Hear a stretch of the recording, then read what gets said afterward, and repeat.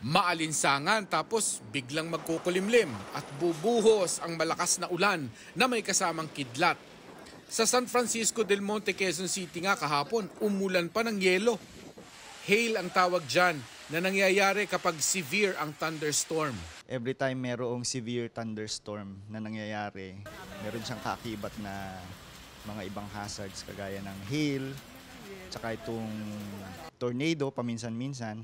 So yun po yung ilan sa mga hazards na dala nitong ating severe thunderstorms.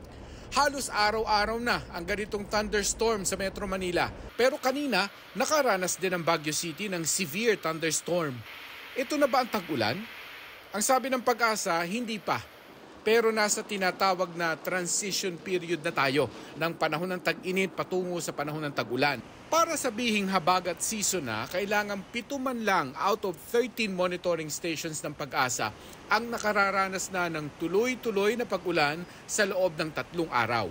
Kailangan din na ang pangkalahatang hangin sa bansa ay nanggagaling na sa kanluran. Yung time, yung duration na dapat continuously, consistently nasasatisfy yung dami ng ulan na yan na may-measure for all those stations para masabi na, officially, tag-ulan na. Hanggang unang linggo ng Hunyo tayo raw ay nasa transition ng tag-init papuntang tag-ulan na dapat din pag-ingatan dahil panahon ngayon ng matatalim na kidlat.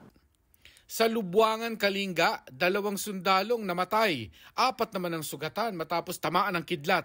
Kaya habang paparating pa lang ang maitim na ulap ng thunderstorm, sumilong na agad.